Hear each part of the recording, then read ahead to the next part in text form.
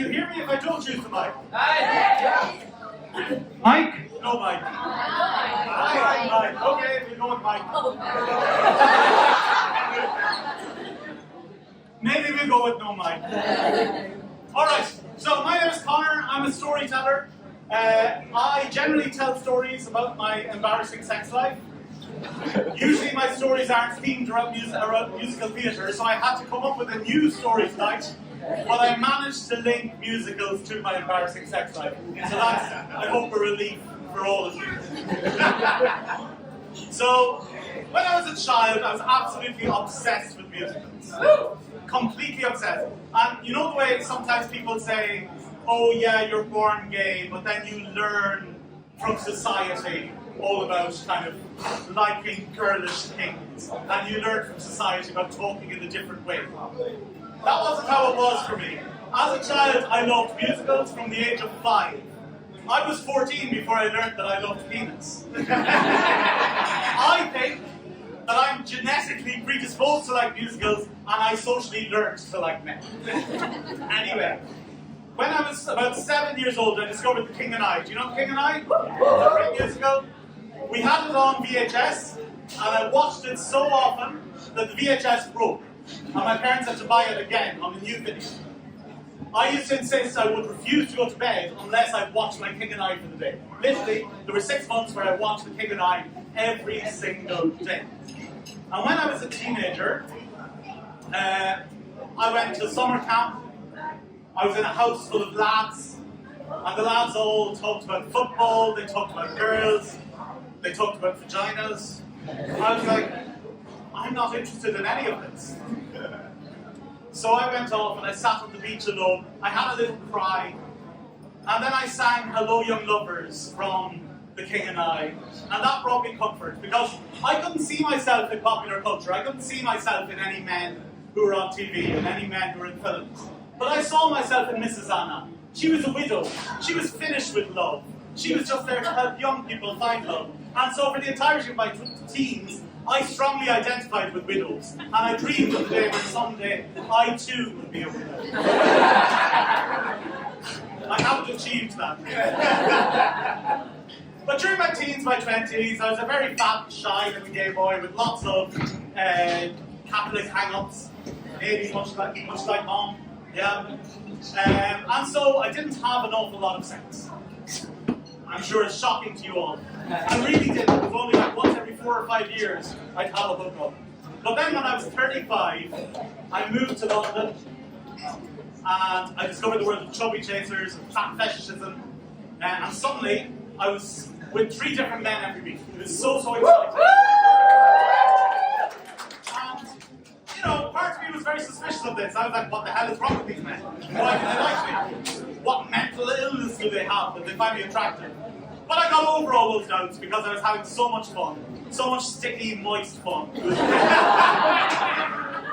other thing I loved about arriving in London was going to see actual real-life musicals at the West End. The first musical I saw was Mamma Mia.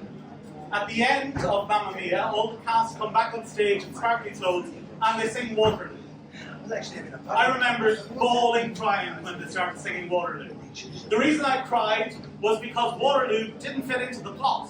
They were literally just singing it to make me happy for no reason of plot or character or anything else. And I was like, this is for me!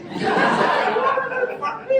Anyway, 7 or 8 years later, still in London, having a lot of fun, but very, very single.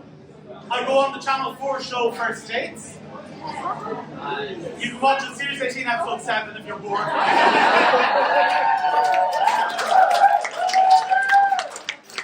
I have a lovely date with a lovely man, and afterwards they bring us in for an interview. They say, Connor, would you like to meet me again? I'm like, absolutely, yes!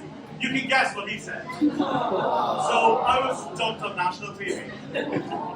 And the week after it went on air, I was out at West End outing. So a group of gay men going together to see a musical theatre show. We went to Phantom of the Opera. And because they were all gays, they'd all seen me on First Dates. And everywhere I went that night along the West End, people were asking, "Oh, were you in First Dates?" And I was like, yes I am famous. And afterwards, I had drinks, and then I had some more drinks, and then everyone who I'd gone to the theatre with went home. But I was still very excited, so I went for a walk around Soho. And this man was leaning against a wall. And he says, "Hiya, mate." And I said, "Oh, do you recognize me?" He did not recognize me. But I decided that he had recognized me. And his name was Omi, a tall guy. And he said, "Hey, you look like a nice guy. When we go to a club together, you can pay for me to get in." Now, I was drunk, I was alone. I was like, "Yeah, sure, let's go." We didn't go to a club. We just started walking around Shaftesbury Avenue. And then we went down a side street, ladies and gentlemen. And there was an office building, and there was a doorway. And I may have lowered my trousers. And he was standing behind me going bang bang at my rear entrance. And I was like, "Oh, London."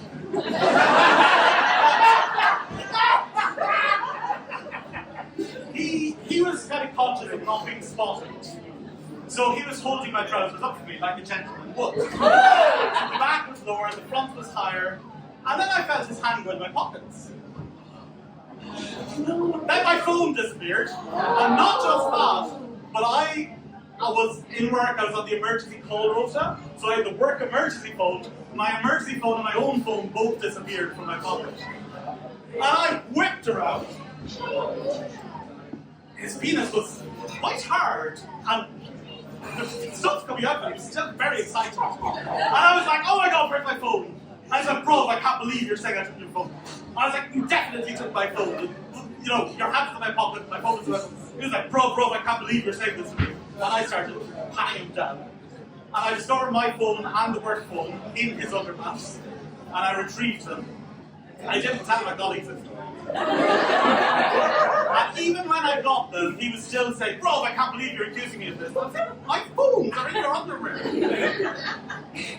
Anyway, I went home, and I guess if I have learned a lesson from any of this, it's that I didn't turn out to be Mrs. Anna. I didn't turn out to be the widow from The King and I turned out to be Ado Annie from Oklahoma. I'm just the girl who can't say no.